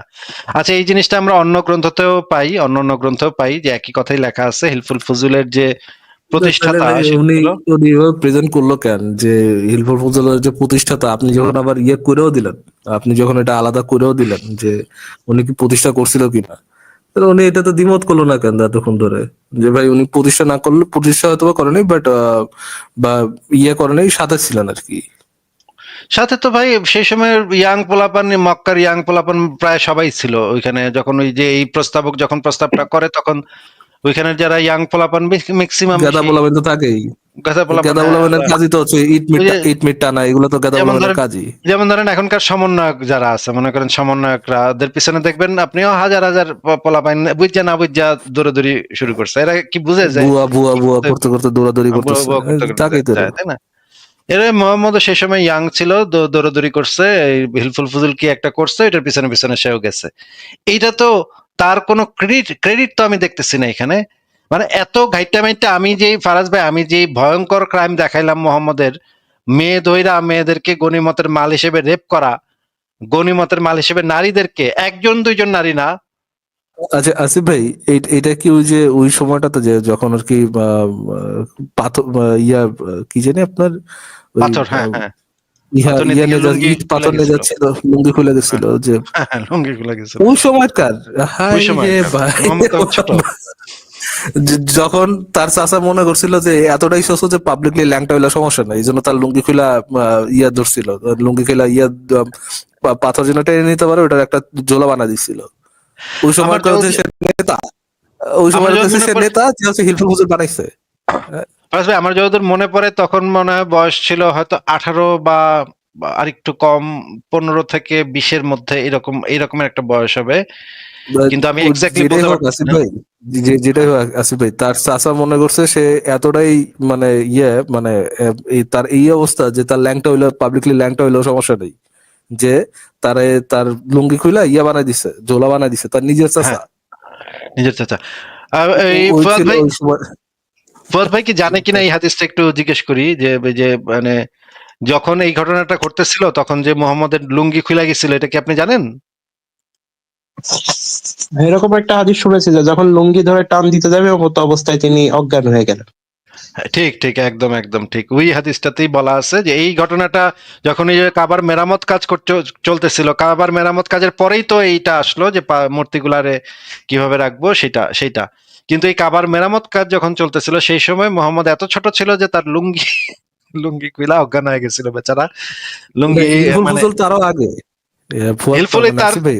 তার কিছু আগে, হিলফুল না, হিলফুল ফজল তার পরে, ওই ঘটনার লুঙ্গি খুলে যাওয়ার পরে হিলফুল ফজলের ঘটনা।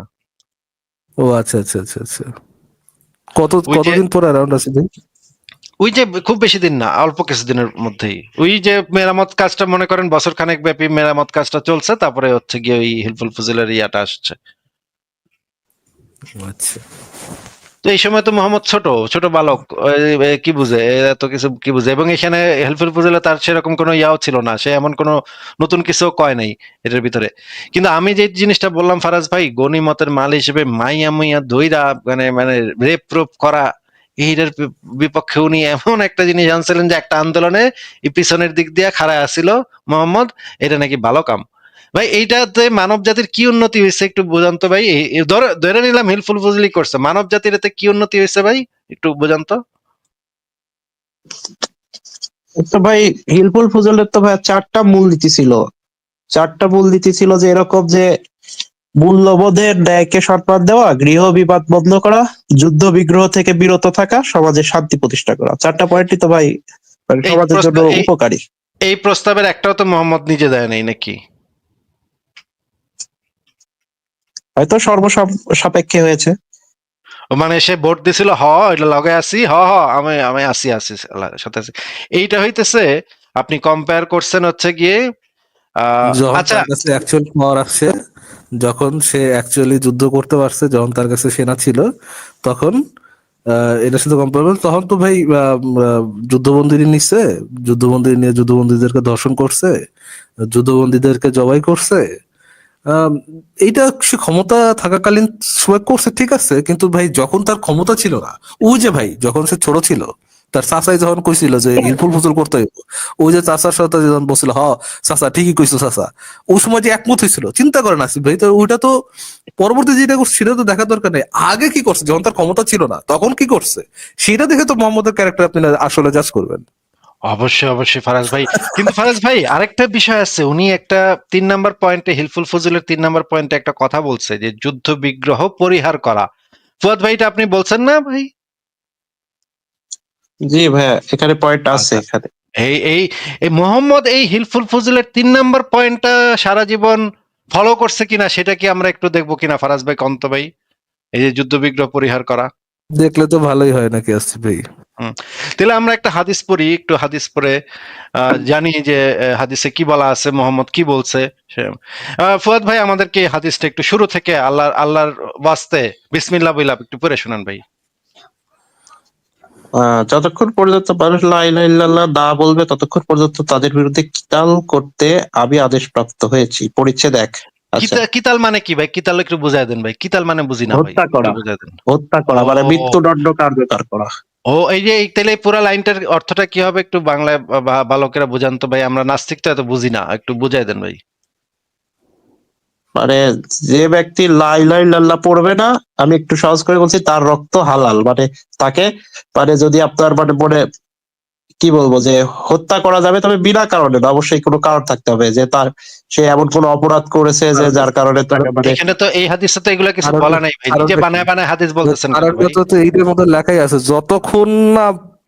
যতক্ষণ পর্যন্ত মানুষ লা ইলাহা ইল্লাল্লাহ না বলবে ততক্ষণ পর্যন্ত তাদের বিরুদ্ধে কিতাল করতে আমি আদেশপ্রাপ্ত হয়েছি। আবার বলতেছে কারণ ছাড়া না, কারণ তো এটার মধ্যেই লেখা আছে। ফারাজ ভাই উনি এইমাত্র একটা কাজ করলো যে হাদিসের ভিতরে মুহাম্মদের কথার ভিতরে নিজের কথা ঢুকাইলো, এটা কিন্তু কবিরা গুনাহ এবং সরাসরি জাহান্নামী, উনি কিন্তু সরাসরি জাহান্নামে যাবে। আমি এই হাদিসটা একটু দেখাচ্ছি আপনাদেরকে। ফুয়াদ ভাই এই হাদিসটা একটু পড়েন তো আগে। যে ব্যক্তি আমার মানে, আচ্ছা, সালবা ইবনুল আওকাহ রাদিয়াল্লাহু তাআলা বর্ণিত, তিনি বলেন আমি নবী সাল্লাল্লাহু আলাইহি সাল্লামকে বলতে শুনেছি, যে ব্যক্তি আমার উপরে এমন কথা আরোপ করে যা আমি বলিনি, সে যেন জাহান্নামে তার ঠিকানা বানিয়ে নেয়।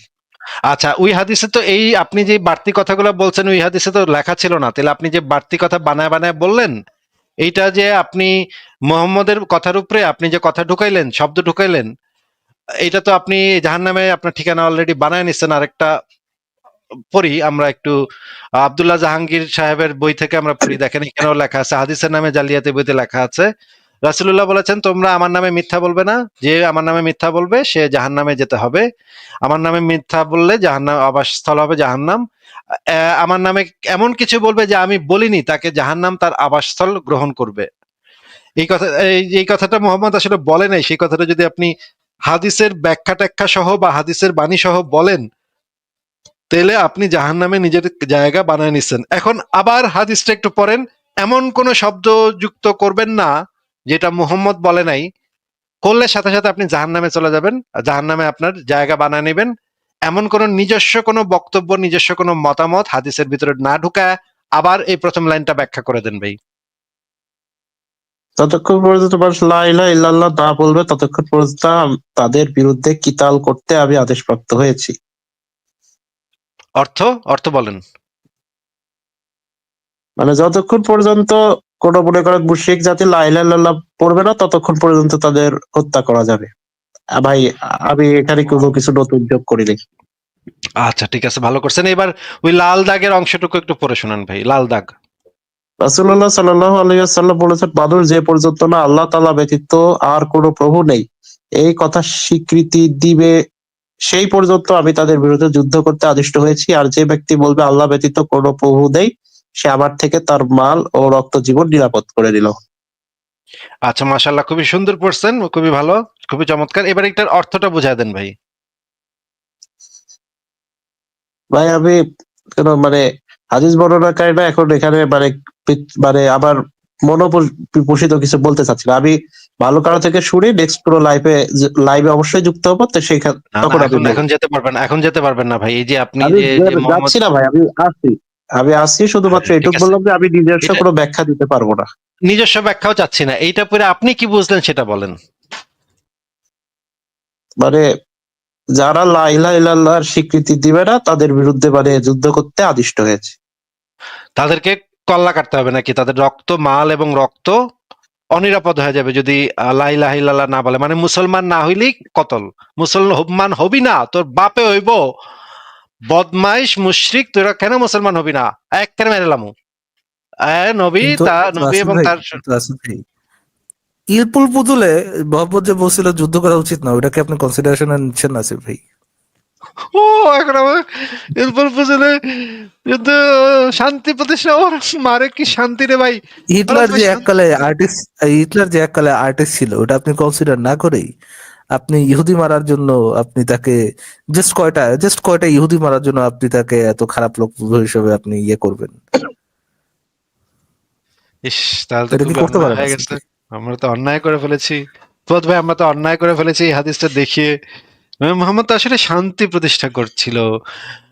যুদ্ধের বিরুদ্ধে, যুদ্ধ করা যাবে না, শান্তি, সবাইকে শান্তির পথে নিয়ে আসতো। আরে আমাদের নবী রে, কান্না আসতেছে ভাই, বুক ফাইটা কান্না আসতেছে ভাই। কি যে কি সুন্দর সুন্দর কথা কইছে দেখেন নবী। ফুয়াদ ভাই, ও ইসলাম কবুল না করলে তার কল্লা শেষ। সে আর, কি চমৎকার, কি চমৎকার। আচ্ছা, আমরা কি তাহলে আরেকটা হাদিস পড়ি নাকি? ফুয়াদ ভাই, আমাদেরকে এই হাদিসটা একটু যদি পড়ে শোনাইতেন জোরে জোরে। আবু হুরায়রা রাদিয়াল্লাহু তাআলা আনহু সূত্রে বর্ণিত, তিনি বলেন, আমরা মসজিদে উপস্থিত ছিলাম, তখন রাসূল সাল্লাল্লাহু আলাইহি ওয়াসাল্লাম আমাদের কাছে বেরিয়ে এসে বললেন, ইহুদিদের এলাকায় চলো। আমরা তার সাথে বের হয়ে সেখানে গিয়ে পৌঁছালাম। রাসূল সাল্লাল্লাহু আলাইহি ওয়াসাল্লাম দাঁড়িয়ে তাদেরকে ডেকে বললেন, হে ইহুদি সম্প্রদায়, তোমরা ইসলাম কবুল করো, শান্তিতে থাকবে। তারা বলল, হে আবুল কাসিম, আপনি পৌঁছে দিয়েছেন। রাসূল সাল্লাল্লাহু আলাইহি ওয়াসাল্লাম তাদেরকে আবার বললেন, তোমরা ইসলাম কবুল করো, নিরাপত্তা পাবে।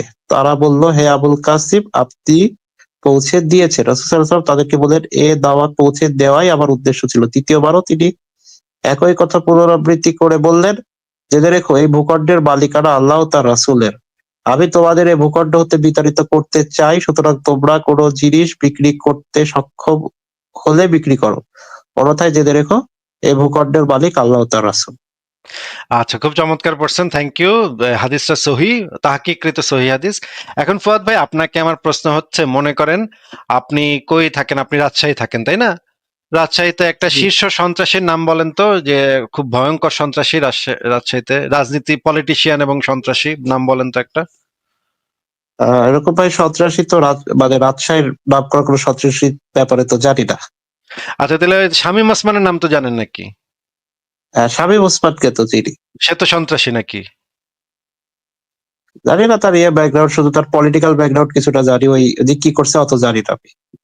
আচ্ছা, আমরা যেটা জানি যে সে একটা শীর্ষ সন্ত্রাসী, সে একটা খুনি, মানুষের জায়গা সম্পত্তি লুট করতো। মনে করেন আপনারা রাজশাহীতে বসত বাড়ি বানায় আছেন অনেকদিন ধরে, পাঁচতলা বাড়ি টাড়ি করছেন, মানে দোকানপাট করছেন, জায়গা সম্পত্তি, ক্ষেত টেত আছে। এখন শামীম ওসমান বলল, শামীম ওসমান একদিন তার সঙ্গীদেরকে বলল, চলো ফুয়াদের এলাকায় চলো। তারপরে গিয়ে সেখানে উপস্থিত হইলো। তারপর শামীম ওসমান আপনাদেরকে ডেকে বলল, হে ফুয়াদ সম্প্রদায়, তোমরা আওয়ামী লীগে আসো, তাহলে শান্তিতে থাকবে। আপনারা বললেন, না আমরা আওয়ামী লীগ করবো না ভাই, মাফ করেন। তখন শামীম ওসমান আবার বলল, তোমরা আওয়ামী লীগে কবুল করো, তাহলে নিরাপত্তা পাবে। তারা বললো, হে শামীম ওসমান, আপনি পৌঁছে দিয়েছেন।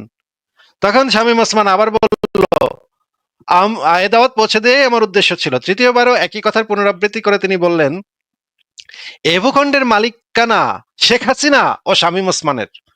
আমি তোমাদের এ ভূখণ্ড থেকে বিতাড়িত করতে চাই, সুতরাং তোমরা কোনো জিনিস বিক্রি করতে সক্ষম হলে বিক্রি করো, অন্যথায় জেনে রাখো, এ ভূখণ্ডের মালিক শেখ হাসিনা ও তার রাসূল শামীম ওসমান। এটা বইলা আপনাদেরকে ঘরের থেকে বাইর করে দিয়া আপনাদের জায়গা জমি, ভিটামাটি, দোকানপাট, ক্ষেত খামার সব শামীম ওসমান দখল করলো। এই কাজটা যদি শামীম ওসমান করে আপনাদের সাথে, তাহলে কাজটাকে কি আপনি নৈতিক কাজ বলবেন নাকি অনৈতিক কাজ বলবেন? বের করে দিলে তো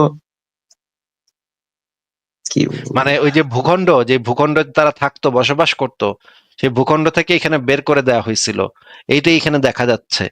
আপনাদেরকে যদি আপনার আপনার ভূখণ্ড থেকে, আপনার জমি থেকে, আপনার মাটি থেকে, যেই মাটিতে আপনি ছোটবেলা থেকে বড় হয়েছেন, খেলাধুলা করছেন, যেই বাসা আপনি ছোটবেলা থেকে যেই বাসাতে আপনি বড় হয়েছেন, যেটার সাথে আপনার মানে প্রাণের সম্পর্ক, আত্মার সম্পর্ক আপনার, যদিও আত্মা বলে কিছু নাই, আত্মার সম্পর্ক, এটা একটা কথার কথা। এই বাসার, এই বাড়ি, এই ভিটা মাটি, জায়গা জমি, ক্ষেত খামার, সবগুলা থেকে আপনাদেরকে বিতাড়িত করলে ধর্মের নামে বা কোনো রাজনৈতিক দলের নামে বা ধর্মের নামে যদি আপনাদেরকে সেখান থেকে বিতাড়িত করা হয়, তখন আপনাদের কাছে কি কাজটা নৈতিক মনে হবে? উম, না, তবে আসলে কি, আচ্ছা ভাই, এখানে আমি একটা বিষয় একটু বলতে চাই, যদি অনুমতি দেন, একটা ছোট বিষয় রাখবো। হ্যাঁ, হ্যাঁ, বলেন। উমর রাদিয়াল্লাহু তাআলা আনহু যখন খলিফা, তখন যে মুসলিমরা জেরুজালেম বিজয় করছিল, বা সেখানকার এটা যে এটা নিয়ে আমরা পাদ্রী ছিল তিনি, সেটা নিয়ে আমরা দেখাবো, সেটা নিয়ে আমরা দেখাবো না, অসুবিধা নেই। সেই পয়েন্টটা একটু পরে তুইলেন, আগে এটা শেষ করি, তারপরে ওই পয়েন্টে গিয়ে আমরা সেইটার একদম মানে আলবিদা ওয়ান নিহায়া খুইলা সেখানে এই ইহুদি খ্রিস্টানদের সাথে কি চুক্তি হয়েছিল সেই চুক্তিটা বাইর করে আপনারা দেখাবো না, মূল চুক্তিটা বাইর করে দেখাবো না, অসুবিধা নেই ভাই। ওদিকে গেলে আরো বিপদ আছে, হ্যাঁ, আপনি এত লাভ দিয়ে ওদিকে যায় না, আগে এটা শেষ করেন ভাই, এটা করলে কেমন হবে?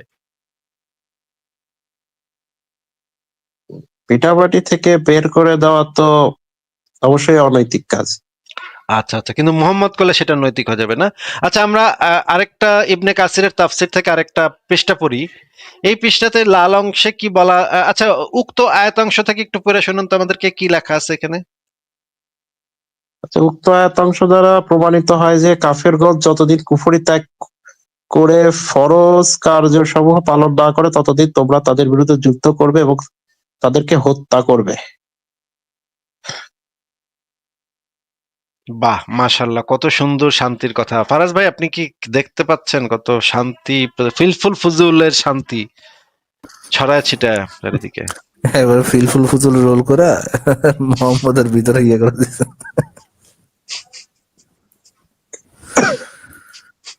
কি কমু ভাই, কি কমু। আচ্ছা, আচ্ছা, এই ইবনে কাসিরের সূরা তওবার এই আয়াতের তাফসীরটা আমরা একটু পড়ি। আহ ফুয়াদ ভাইটা কি দেখা যাচ্ছে ভালোভাবে, বলেন তো? তার ভাই একটু জুম করেন, আমি ভালো দেখতে না, পাচ্ছি এটা না। তো আর জুম করা যাবে না, এটা জুম করতে আমার একটু সমস্যা আছে। আচ্ছা, তাইলে আরেকটা আচ্ছা, আমি দেখাচ্ছি। আচ্ছা, এটা পড়েন, এটা হচ্ছে সহিহ মুসলিম শরীফের ব্যাখ্যা গ্রন্থ। গ্রন্থটার নাম আমি একটু আপনাকে পরে বলে দিচ্ছি, আপনি এই আহ, জিহাদ অধ্যায়ের এই চতুর্থ ধাপটা একটু পড়ে শোনান আমাদেরকে। চতুর্থ মানে মাঝখানেটা নাকি উপরেরটা নাকি নিচেরটা? একদম শুরু থেকে পড়েন, চতুর্থ ধাপ, এখান থেকে পড়া শুরু করেন। আচ্ছা, মুসলমানগণের বিরুদ্ধে যুদ্ধ আরম্ভ না করলে সকল ধর্ম বর্ণের কাফিরদের বিরুদ্ধে প্রথমে না জিহাদ শুরু করলেও, করবে। যুদ্ধ আরম্ভ না করিলেও, করিলেও লেখা ও আছে একটা, ওটা একটু জোরে ভাই, মানে মানে ইয়া কইরা পড়েন, হ্যাঁ, যুদ্ধ আরম্ভ না মুসলমানগণের করিলেও। মুসলমানগণের বিরুদ্ধে যুদ্ধ আরম্ভ না করিলেও সকল ধর্ম ও বর্ণের কাফেরদের বিরুদ্ধে প্রথমেই জিহাদ শুরু করিবে,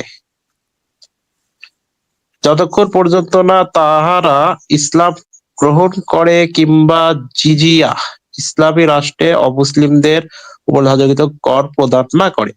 আর ইহা দ্বারা আল্লাহ তাআলা কালেমা সমুন্নত করা, দ্বীন ইসলামের মর্যাদা দান এবং কুফরের দাপট ধ্বংস করা উদ্দেশ্য।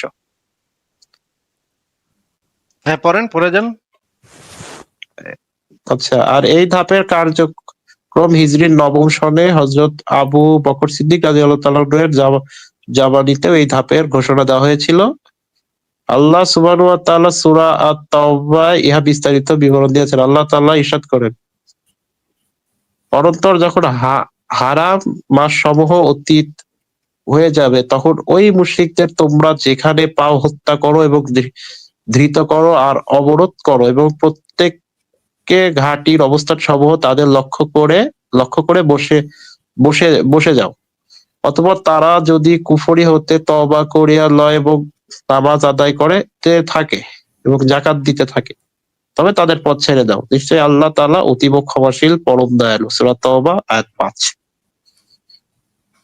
আচ্ছা, সূরা হ্যাঁ, পরে- তওবার অপর আয়াতে আল্লাহ তাআলা ইরশাদ করেন, তোমরা যুদ্ধ করো ওই সকল লোকদের বিরুদ্ধে যারা আল্লাহ ও কিয়ামত দিবসের উপর ঈমান রাখে না, আল্লাহ ও তার রাসূল যা হারাম করে দিয়েছে তা হারাম করে না আর গ্রহণ করে না সত্য ধর্ম, যতক্ষণ না তারা বশ্যতা স্বীকার করে, জিজিয়া কর প্রদানে স্বীকৃতি জ্ঞাপন করে। আচ্ছা, সূরা সূরা তাওবা তওবা, 29। হ্যাঁ। ঠিক আছে, অনেক চমৎকার করছেন। এখন একটু আমাদেরকে বুঝায় দেন এখানে আসলে কি বলা হলো। মুসলমানগণের বিরুদ্ধে যুদ্ধ আরম্ভ না করিলেও সকল ধর্ম ও বর্ণের কাফিরদের বিরুদ্ধে প্রথমেই জিহাদ শুরু করিবে, এই কথাটার মানে কি ভাই?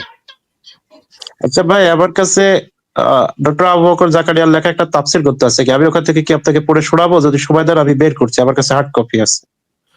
আপনি বইয়ের নাম বলেন, আমি বের করতেছি। আমার কাছে আব্দুল্লাহ জাহাঙ্গীরের সব বই আমার কাছে আছে, আপনি নাম বলেন, কি নাম? আব্দুল্লাহ জাহাঙ্গীর না, আবু বকর জাকারিয়া তাফসীর, ও যেটা তাফসীরে জাকারিয়া বলা হয়। আচ্ছা, তাফসিরে জাকারিয়া থেকে আমি আপনাকে তাহলে এখন বের করে দেখাই যে তাফসিরে জাকারিয়া আরো ভালো, আরো ভালো, আমার জন্য আরো সুবিধা হইলো। তাহলে তাফসিরে জাকারিয়া থেকে আমি আপনাকে এখন রেফারেন্স বের করে দেখাই, একটু সময় দিতে হবে আমাকে। আচ্ছা ভাই, আপনি বের করেন, আমিও দেখি। বের করছি। সূরা তাওবার 5 নম্বর আয়াত আর 29 নম্বর আয়াতের ব্যাখ্যা ব্যাট করে। কিন্তু ভাই, 5 নম্বর আয়াতের তাফসীর আমি বের করতেছি, কিন্তু এই জায়গাটাতে যে জিনিসটা বলা আছে সেটা আগে একটু আমাদেরকে বুঝায় দেন যে এই প্রথম লাইনে কি বলা আছে সেটা একটু যদি আমাদেরকে আগে বুঝাই দিতেন। তা দ্বিতীয় স্টেপে আমি আপনাকে ওই যে ওমর যখন জেরুজালেম এবং মিশরে গেছিল তখন কি করছিল সেটা দেখাবো। 3 নম্বর ধাপে আমি জাকারিয়ার ওই তাফসিরে যাব, সেটাও দেখাবো, অসুবিধা নেই, আছে আমার কাছে, আমার বের করতে সময় লাগবে। আগে আপনি এই প্রথম লাইনটার অর্থটা একটু বুঝাই দেন। যুদ্ধ আরম্ভ না করলেও সকল ধর্মবর্ম কাফেরদের বিরুদ্ধে প্রথমে জিহাদ শুরু করবে, যতক্ষণ পর্যন্ত তারা ইসলাম গ্রহণ করে কিংবা জিজিয়া প্রদান না করে। মানে কালেমা সমুন্নত করা, দিন ইসলামের মর্যাদা দান এবং কুফরের দাপট ধ্বংস করার উদ্দেশ্য। মানে এখানে আপনার কি আক্রমণাত্মক যুদ্ধের কথা বলা হচ্ছে বা অভিযান পরিচালনা, যেটা মানে খলিফাদের যুগে করা হয়েছে, এরকমটা আর কি। না, এটা খলিফাদের যুগে করা হয়েছে বললেন কেন? এটা তো সব যুগেই মুসলমানের জন্য, এটা তো বিধান, এটা তো সব যুগেই করা যাবে। মানে জাস্ট উদাহরণ দিলাম, রাসূল সাল্লাল্লাহু আলাইহি ওয়াসাল্লামের যুগে তো আক্রমণাত্মক যুদ্ধ একটাই ছিল, সেটা মক্কা বিজয়, বাকি সব তো প্রতিরোধমূলক যুদ্ধ ছিল বলেই হ্যাঁ, জানি। কোন ছাগলে কইছে আপনার এই কথা? কোন ছাগলের বাচ্চা ছাগলে কইছে আপনার এই কথা? আপনার মোহাম্মদের জীবনে ওদের মোহাম্মদের জীবনে ম্যাক্সিমাম যুদ্ধ ছিল আক্রমণাত্মক যুদ্ধ। গাজওয়া, গাজওয়া মানে কি ভাই? কাজেও মানে বিজয় করা, ভাই আপনি কি যতদূর মানে জানি আমি। আসলে, আসলে কি আপনি জানেন না নাকি ইচ্ছা করে মিথ্যা কথা বলতেছেন বলেন তো আগে? ভাই জানি না এখন, মানে মানে সত্যি জানি না, মানে এইটা জানি না যে কাজের অর্থের মানে সঠিক অর্থ কি। আমি যতটুকু মানে জানি এটুকুই বলছি, মানে ক্লিয়ার জানি না। কি একটা যে মুসিবত ফারাজ ভাই। উনি যদি একেবারেই কিছু না জানে এখন তো একটার পর একটা বের করে করে দেখাইতেই হবে, দেখাইতেই আসিফ হবে। ভাই, ড্র্যাগ হচ্ছে আসিফ ভাই, বহু সময় দিচ্ছেন এই লোকরে, প্রচুর বেশি আহ, সময় হয়ে গেছে। ফুয়াদ ভাই, আপনাকে আমি একটা পরামর্শ দিই। আমার একটা লেখা আছে, ইসলামে অমানবিক দাস প্রথা, এই লেখাটা সংশয়.com এ আপনি পাবেন। এই লেখাটা কি আপনি একটু দয়া করে একটু শুরু থেকে শেষ পর্যন্ত পড়ে আসবেন? কারণ আপনাকে যে জিনিস বুঝাইতে হবে বা যে জিনিস দেখাইতে হবে, এটা দেখাইতে গেলে আমার কয়েক ঘন্টা সময় লাগবে ভাই।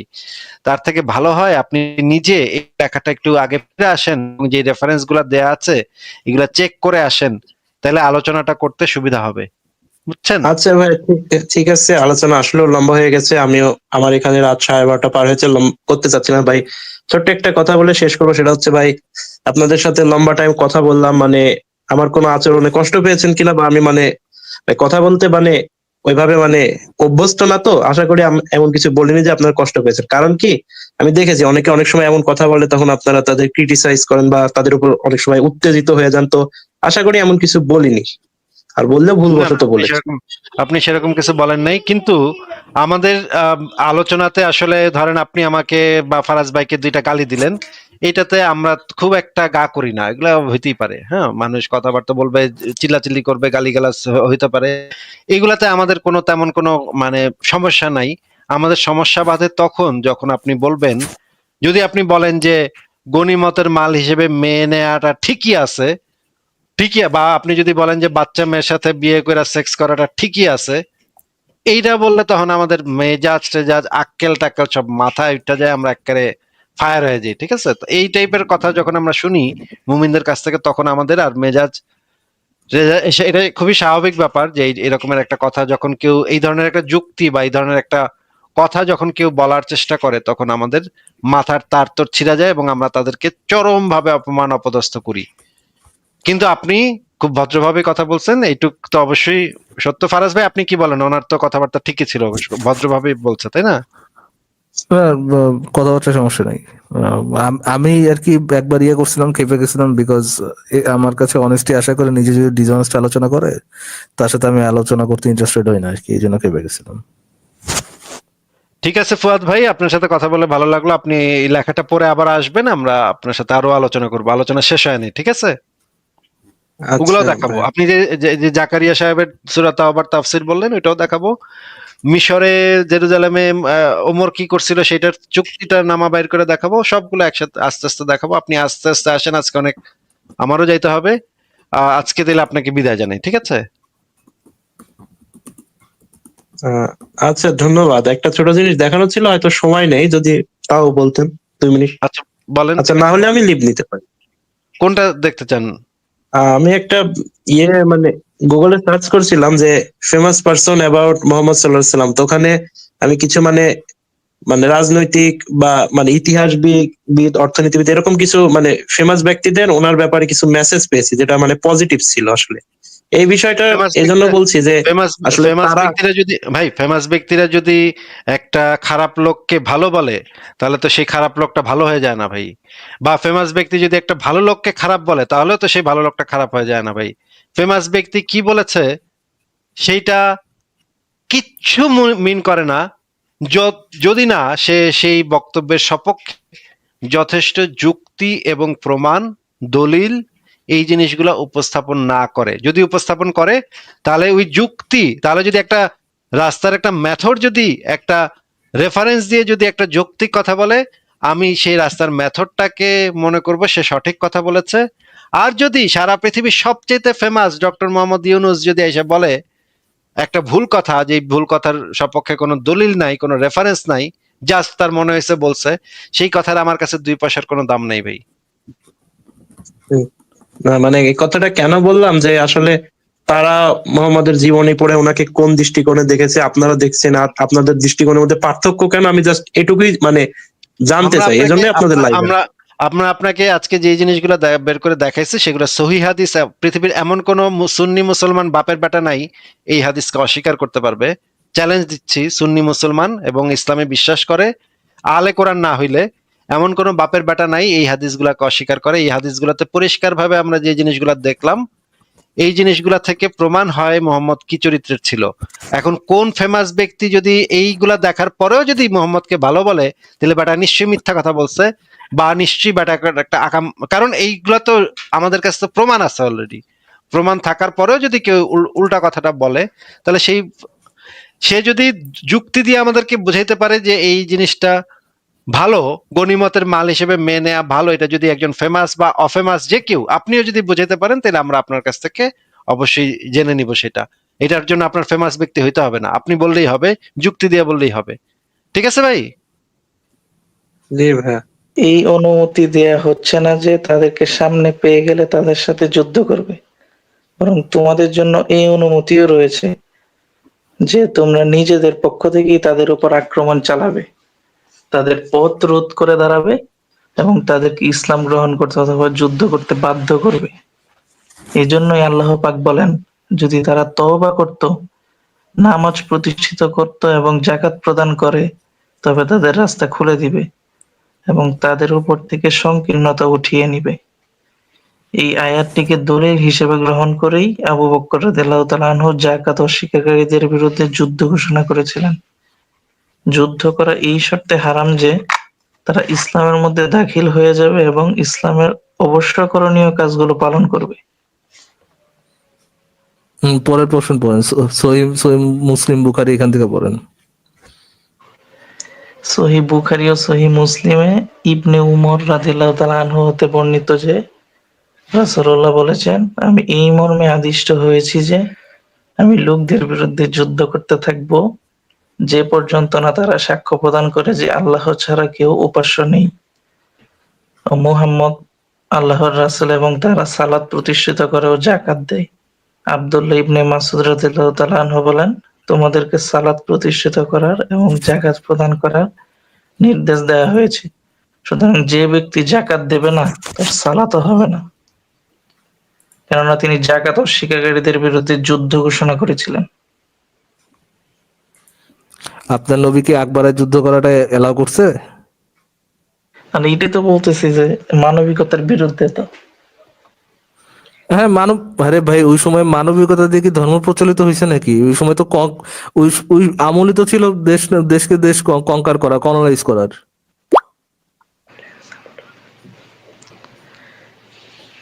না, আপনার ওইটা কি ধর্ম যে তাহলে ওই মানবিকতা যুদ্ধের ভয়ে আপনার ধর্ম যে বা মানবিকতা দিয়ে মারা যাওয়ার হয়েছে। ভয়ে মানে ইসলাম ধর্ম গ্রহণ করছে সবাই?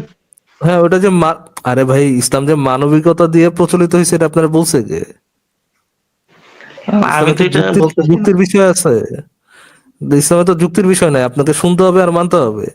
এখন আপনি যদি কোন একটা হিন্দুর কাছে যে বলেন বা কোন একটা দেশে যে বলেন যে দেশে ইসলাম প্রচলিত নাই, ওই দেশে যে আপনি বলেন যে বা আমার ধর্মটা মেনে নাও, এখন আপনার যদি জিজ্ঞেস করে কেন আপনার ধর্ম মেনে নিব, আপনি যদি বলেন যে শুনবেন আর মানবেন, এটা কি তারা মানবে? এটা তো অবশ্যই তারা মানবে না। তাদেরকে এটা মানানোর জন্য কি করতে হবে? তাদের উপর আক্রমণ করতে হবে। না, এখনো তো বর্তমানে অনেক অমুসলিম মুসলিম হচ্ছে না, ওইটা কি কারণে তাইলে? প্রেশার দিতে পারতেছেন না যে আপনারা এখন অমুসলিম অমুসলিম থেকে মুসলিম বানাইতে পারতেছেন কিভাবে? ইসলামিস্টরা কিভাবে বানাইতে পারতেছে? ইসলাম প্রচার করে ইসলাম সম্পর্কে হয়তোবা ভুলভাল ইনফরমেশন দিয়ে ইসলামরা মানবিক দেখায় তারপর প্রচার করে ইয়ে করতেছে। এখন তো জিহাদের মাধ্যমে ইসলাম প্রচার এই জিনিসটা তো চলতেছে না।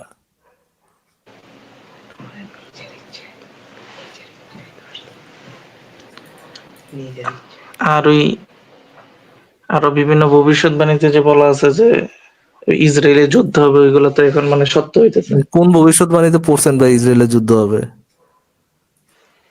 বিভিন্ন জায়গায় শুনছি আর কি, আমি এত বেশি বই পড়িনি। শুনে তো হবে না ভাইয়া, পড়তে তো হবে। না, ওইটা আপনারা শুনেন নাই? ওইরকম এই সিরিয়া বা ইসরায়েলের যুদ্ধ, শাম এলাকা। ইসরায়েল, হ্যাঁ, শাম এলাকায় যুদ্ধ হবে এইটা কি ভাই মানে ইয়ে নাকি? এটা কি এমন কোনো কিছু নাকি যেটা যেটা বলাটাই মানে ইয়া ছাড়া, কোনো একটা গড় ছাড়া এই জিনিসটাকে বলতে পারে না? এটা কি এমন কোনো কিছু নাকি? শাম এলাকায় ধরেন এখন যুদ্ধ হইতেছে না, ফর এক্সাম্পল ধরে নেন, তাহলে কি মোহাম্মদের বাড়িটা মিথ্যা হয়ে যেত নাকি আপনারা বলতেন না এক সময় শাম এলাকায় যুদ্ধ হবে? না, ওইটা তো জানি না।